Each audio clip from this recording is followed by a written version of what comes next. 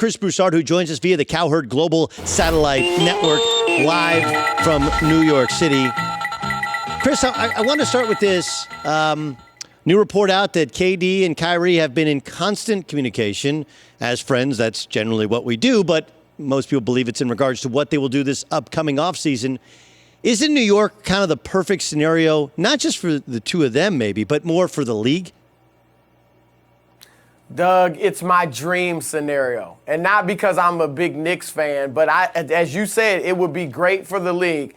I'm not killing Kevin Durant for going to Golden State and all that, but the fact of the matter is they just became head and shoulders better than everybody else in the league. And while the seasons are still exciting, the journey is exciting. The other little storylines, James Harden, Russell Westbrook, the triple-double, LeBron in L.A., Boston and all their problems with Kyrie there. That stuff's exciting, but we know how it ends. Golden State is going to win the championship.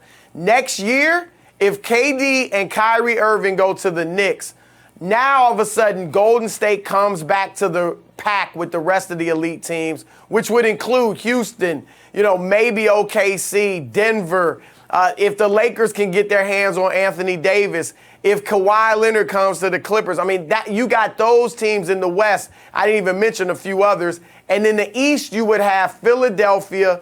Boston still would be pretty good. New York, Milwaukee.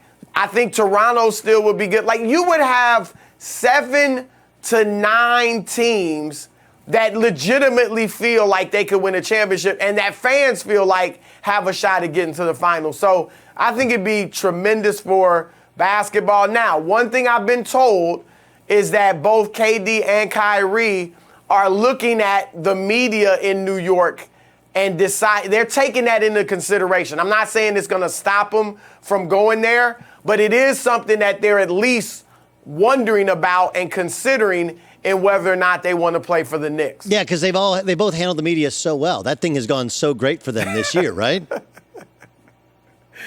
I got to be honest, it doesn't look like a match made in heaven from that standpoint. That's why I would definitely not recommend that either one of them went there by himself.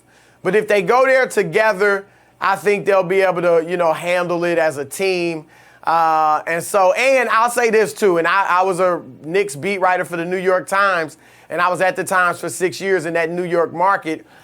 They will get a honeymoon period. The Knicks have been so bad for so long that they'll get 2 years where they won't necessarily expect a championship. So the first year they get them to the playoffs, maybe win a round, they'll be fine. Second year, go deeper, conference finals, NBA finals, whatever, they'll be fine. It won't be, I don't think, until that third year that if they haven't delivered a championship that they'll really start catching heat. So I hope it happens, again, not for the Knicks, in my opinion, but just for the league. Speaking of the league, what's the reaction around the league to shutting down LeBron James? I understand that they're not playing for anything, but they have home games remaining. They have TNT games remaining, and the league's biggest name and the league's biggest star is not going to play because of a groin injury that he suffered, 3 months ago. I understand the narrative of shut him down as soon as they weren't going to make the playoffs, but the reality, the financial realities of it, how is that viewed in the NBA? From what people I've talked to, it's not that big of an issue because it's only 6 games.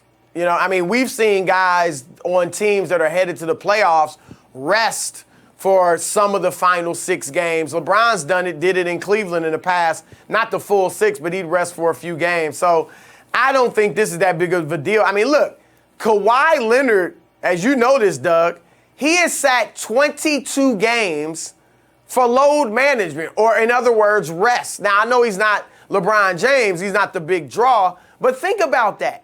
22 games for rest. So we know that the analytics are telling teams and team doctors and coaches that you got to start resting some of these guys here and there. So I really don't think this is a huge deal. And let's face it, Doug, for the league, they want a healthy LeBron James as well. But Luke Walton and the team talked about how this is good not only for LeBron, but for the Lakers. They forgot to mention it's also good for the league to have him as healthy as possible next season. No, I understand that, but all those other guys you're going to have in the playoffs, and none of them are the draw of LeBron James. I just, they play the Warriors upcoming at home. I'd just like to load it up, and now all of a sudden you go out there and there's no LeBron James, there's no Lonzo Ball, there's no Brandon Ingram. Like, I paid how much for good seats at Staples, and I don't get to see him in the playoffs either. I'd be more than a little ticked. I would have a problem with it if once they were eliminated with, how many games were they? Like 15 or, it was pretty obvious even if they weren't mathematically eliminated. If he had sat down for like that type of stretch, 15, 16 final games, I would have a problem with it. But these last 6, half their team's injured. The other guys you want to see play with LeBron are injured. I don't think it's a big deal, and I haven't really heard anybody in the league talk about it like what. Chris Broussard joining us here. I'm Doug Gottlieb in for Colin. This is The Herd on Fox Sports Radio, Fox Sports 1, the iHeartRadio app. My general take on the MVP is, look, James Harden could have won it not just last year, but two of the 3 previous years as well. He could rightfully win it this year, but I don't actually think it's that hard a vote. I would give it to Giannis, and here's the logic. They're the best defensive team in the league, and he's the reason why. They've won more games than anybody in the league, and he's the biggest reason why. And while he's not the player offensively that James Harden is, as an all-around player, I don't actually think it's close. Like, what am I missing here in that James Harden and Giannis Antetokounmpo are suddenly neck and neck in terms of who's going to be the MVP?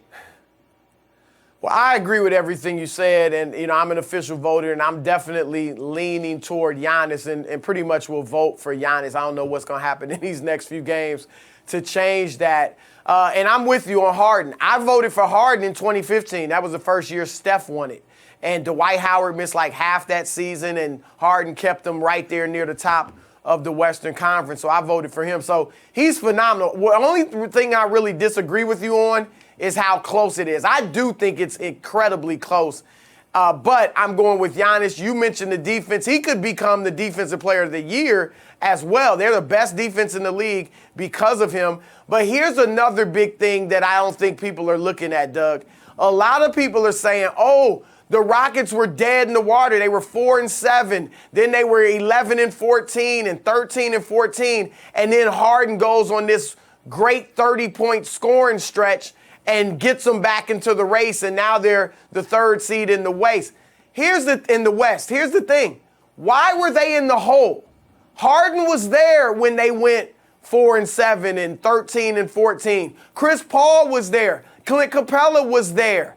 So he let his team get in a hole over the first month and a half, 2 months of the season. I'm not going to punish Giannis because he didn't let his team get in a hole.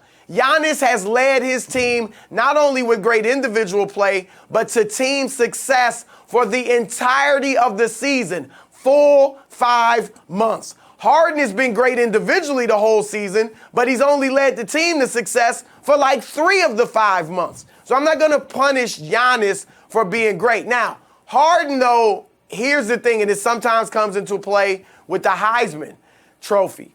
Harden has the wow moments. It's just as simple as that. I mean, Giannis just steadily kills you with his 30 points, 12 rebounds, 6 dimes. He's not always the guy to take the last shot if they need one.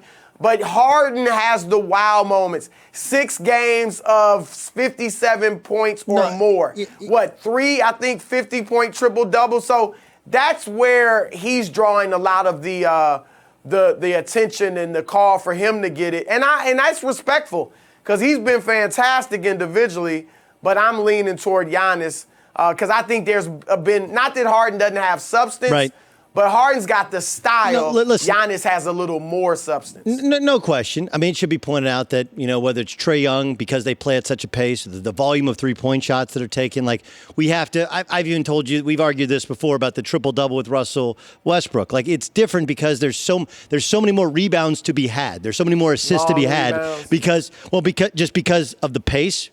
Joey and I talked about the elimination of the power forward. Frees up rebounding numbers. The ball dominance of one guy, whether it's James Harden or Russell Westbrook or Trae Young, like those guys, even Giannis, they're going to put up bigger numbers because they have the ball so much more often, making the play as the shot clock runs down, and there's nobody in the paint. Let me get two quick things real quick. Boston Celtics, are they fixable before the playoffs? Man, that's a great question. They really look bad. I mean, we know they won last night, but it took them, Miami came back and made a game out of it, and I know the Heat are playing for the playoff spot. But I think they'll beat Indiana, and I think they'll lose to Milwaukee in the second round. We were talking about Boston on First Things First when we talked about Philadelphia, how far they can go.